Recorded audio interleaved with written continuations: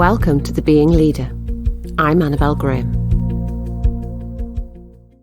Thanks for joining me. And in this episode, we're continuing to explore who we are as being leaders. So having explored our purpose and identity, so why we're here, and our values and what's important to us, and the strengths that we bring to what we are and what we do, I now want to shine the spotlight on our behaviour. Because who says it's okay for us to behave the way we do? Is it us, our parents, our boss, our partner, our company, society? We've got a load of potential judges out there, all with differing opinions of what is and what isn't okay. And it can be deafening at times. Now look, don't get me wrong. I'm not saying we shouldn't pay attention to other people's views, whether it be our businesses or society's ethical codes when it comes to behaviour. We should be conscious of it.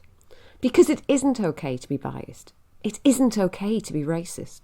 It isn't okay to be sexist or ageist or to belittle people or break the law or the company rules. It just isn't. But we need to recognise 3 things impact our behaviour. And that's what I'm going to talk about more today. And that's conditioning, intention, and self-management. So let's look at conditioning number 1. Our behaviour is conditioned by our societal norms, whether we like it or not. And how we grow up, what we're exposed to, what the family, education, religious and cultural systems that we've been part of and deem okay and have been experienced as we've gone through our lives have conditioned our beliefs and our behaviours. And often what we do and how we are is a direct result of that. You know, we're made up of learned behaviour and we follow that blindly at times rather than questioning it, as it's frankly just all made up. And often it's something we haven't made up, other people did. And often we act in that way unaware of whether we should or even do agree. We just end up having this conditioned response and we run that pattern again and again. So there's a fabulous book which I was introduced to about probably 6 to 12 months ago now, and then I ended up actually going on a workshop. And it was a lady called Dr. Sarah Hill. And the book's called Where Did You Learn to Behave Like That? And Sarah gets us to explore, where our behaviour patterns, our rackets and scripts come from. Because very often these start in our early childhood. And that question, where did you learn to behave like that, is one I'd encourage you to ask yourself repeatedly, as you will have learned behaviour. Someone will have role modelled it for you. Whether it be your parents, your teachers, friends, an early line manager, you'll have copied it. We're brilliant role modellers. Just look at our kids. They're mini-me's of how we are. And how often, as you age, have you just gone, oh shit, I'm turning into my mum or dad? See, role modelling. We're conditioned by it.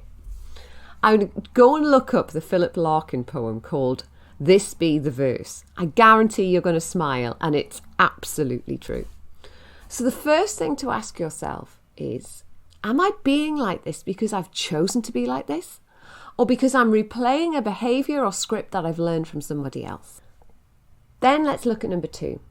Because the next thing is what your intention is. And really thinking about, does our intention line up with our behaviour in the eyes of the receiver? So Stephen Covey, who has that magnificent but exceedingly large book, 7 Habits of Highly Effective People, said that we judge ourselves by intention, but other people by their behaviour. My God, how true is that? We do it every minute of the day. It's why we bitch and moan. It's why we tut at emails, why we fume over something that's been said, and often why people get divorced. It's misalignment of intentions versus actions. Just think about it. How often have you seized all day and called your other half every name you can think of, just because they either left clothes on the floor, didn't wash the dishes, or forgot to put the bins out? Or you ranted to a friend about your boss because they never ring and they obviously don't care about you. Or you've handed one of your team members their head verbally for having missed a deadline that they obviously knew was important. Because I did tell them, didn't I? Come on, get real. People don't go out of their way to piss you off. They're making it up as much as you are. And sometimes it just goes disastrously wrong. The reality is they didn't think. They acted on autopilot. They didn't consciously decide to do something to annoy you. I mean, they might have played out a pattern of behaviour or whatever it was, but it really had absolutely nothing to do with you. Now, they'll have a reason for their behaviour. You know, it might be that they plan to do it later, or, come on, don't overreact, it's only minor, or simply, I forgot. But these things, these minor little things build up. You know, they wreck marriages, get people sacked and make others resign.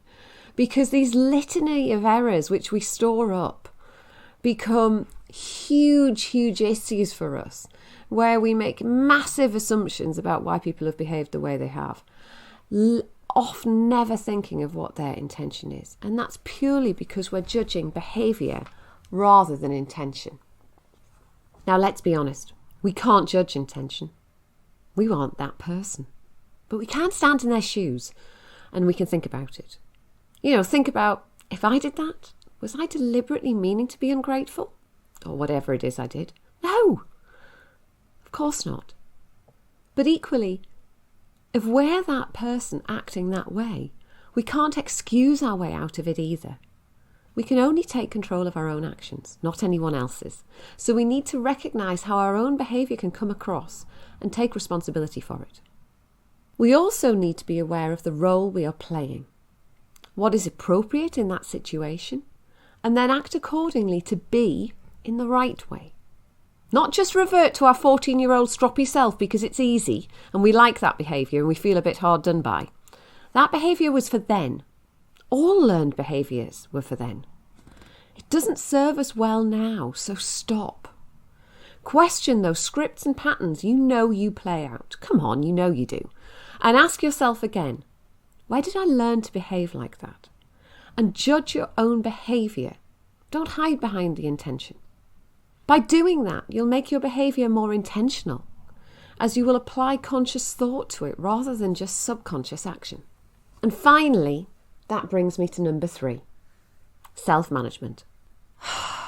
God, where do I start on this one? So, how we react to things when we feel wronged, or annoyed, or anxious, or pissed off, etc., etc. That's an emotional response to a feeling, and feelings are not fact. I'll let that sit. Feelings are not fact. They are our interpretation of what's happened. It's our primeval self, you know, our reptilian brain. It's basically us having a toddler tantrum, throwing our toys out of the pram and saying, it's not fair. And when we do this, it basically means it's all about us. So remember, your emotion, your anger is your problem, nobody else's. So stop blaming other people for how you reacted to something. Whilst we can't necessarily control the feelings, the emotion that comes up, we can choose not to shout, sulk, react, or act out. Because that's our stuff. And that's what's at the heart of self-management. Recognising those emotional triggers and acting on them and managing our own behaviour rather than being overwhelmed by them and acting like the defiant child. In the world of transactional analysis, or TA, Dr. Eric Berne, who was a Swiss psychologist who really sort of came to preeminence in the late 50s, early 60s with a book called Games People Play, recognised that we all play one of 3 states all of the time. And that's parent, adult and child. And most of you will have heard about this. Now, each of these can have a positive and negative stance, and they'll play out in the behaviour that we'll demonstrate. So if we think about the parent, first of all, we can have, for example, critical parent. So that can be the person who holds us to account, who gives us permission, who sets our boundaries. And that can be quite a positive thing. But the negative side of that critical parent can be the one who tells us off, who berates us, who belittles us, who says we're not worthy. And that isn't positive. On the flip side of the critical parent, we have the nurturing parent. And everyone thinks the nurturing parent's really good. But actually, there's a plus and a downside to that as well. From a positive point of view, they can help us, they can support us, they can enable us. but also they can smother us. They can interfere. They can take over when they're not really wanted. And they can hold us back from standing on our own 2 feet under the guise of helping. So that's the parent. And we'll all demonstrate parent behaviour at some time. Especially when we're telling people what to do. That's very parent behaviour. And then we have the child. So first of all, the free child. The child that is unaffected by parent behaviour. And when we've got that free child inside us, we're creative, we're playful, we're experiential, we're fun, we're willing to try new things. But equally, that can also have a negative side because we can take that too far. We can be reckless, we can be destructive, or we can do things that are dangerous. So it doesn't always mean it's a good thing. Then on the other side of the child, we have the child that has ended up reacting to a parent response. And that comes across in 2 ways. The positive way is the adaptive child. And we can be compliant, we can be agreeable, we'll go along with the parent decisions. And when that happens, actually those 2 ego states go along really, really well together because we're willing to be passive and allow ourselves to be parented. When it doesn't go so well, if somebody tries that parent state and we get the rebellious child, that defiant, angry, complaining child, the one that says, that's not fair, you told me I couldn't do that, what do you mean? And we all recognise that. So just consider that. How much time are you behaving in those ways? How much time are you spending in either parent or child mode in one of those ego states? Is it 50%? 75%? More than 75%? Less than 50%? The truth is, we play one of these roles most of the time. And we end up in drama triangles. And the drama triangle is a model that one of Byrne's students, Kaufman, came up with. Now, this is where we play one of 3 roles: victim, persecutor, or rescuer. So the victim is the person who goes, it's not fair, I'm not happy, I feel hard done by. So they're acting all rebellious child. And usually they're acting rebellious child because the controlling parent or the persecutor has asked them to do something which they think is unfair. And then you have the rescuer, who is the smothering parent, who comes in and goes, that's okay, I'll help you. Now, if everyone plays that role, if they stay in persecutor, rescuer and victim, the game works well. That rubs along really nicely, everyone's compliant. But 9 times out of 10, that isn't what's happened.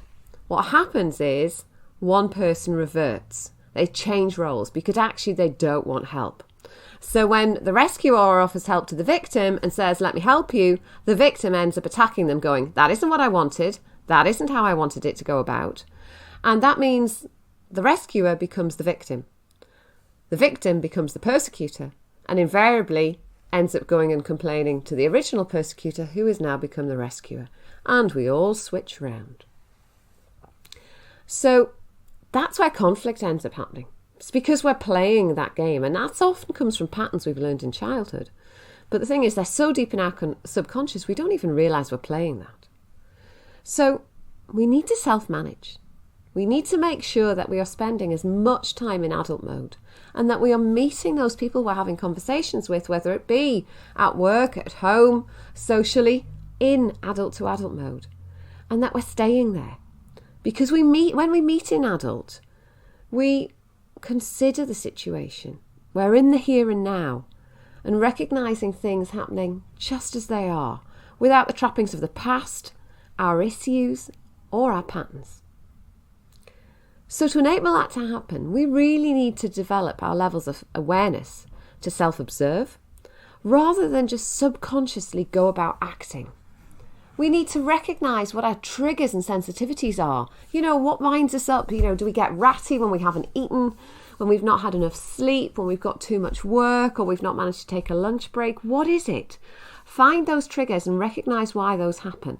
And also recognise when that happens, how do I act? So that we start to notice our behaviour patterns and have a greater awareness of how we are being. Just remember this lovely little formula. It's by a gentleman called Jack Canfield. E plus R equals O. And that stands for event plus reaction equals outcome. And essentially, you can't change the event. You can't change someone doing something that annoys you. You can't change maybe getting stuck in a traffic jam, or you can't change a delivery not turning up when you wanted it to. You can, however, choose how you react. You can either fly off the handle, get really emotional, or you can choose to accept it. And whichever choice you make on that reaction ends up changing the outcome of the situation. Remember, event plus reaction equals outcome. So at the end of these podcasts, I normally give you some questions, some reflective work to think about. And the reflective work to think about on behaviour is this. Does how you behave fit with what your purpose and identity dictate? Are you doing yourself justice? Are you acting as you should be, in alignment with how your role requires you to be, or just as you want to be, like a rebellious child? And if it's the latter, how's that working out for you? Are you living up to your values and demonstrating these? And if not, how do you need to be different? Are you being intentional in your behaviours, in the way you go about doing what you're doing? Are you truly present? And are you showing up in your interactions, listening, being humble, and treating others as you would wish they intend towards you? Are you managing your emotions? Are you responding calmly and thoughtfully rather than off the cuff and haphazardly and just reacting and taking things out of proportion? Are you in adult mode rather than channeling your inner parent or child?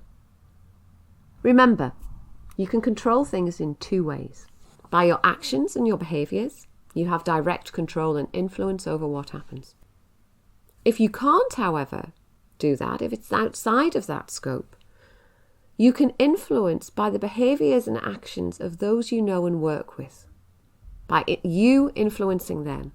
So either way, what you do, whether it be directly or indirectly, will have an effect on that.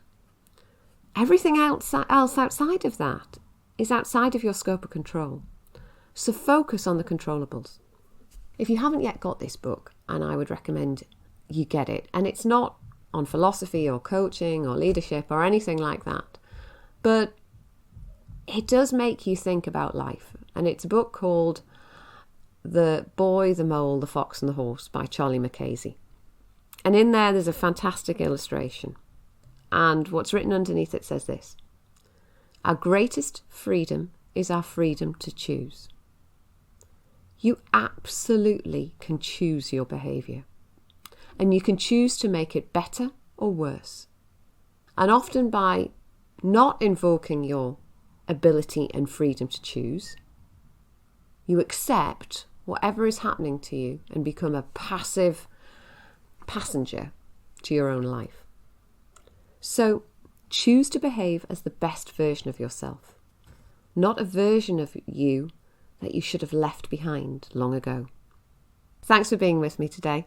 I look forward to seeing you on future episodes, which are released every 2 weeks. Thanks for listening to The Being Leader.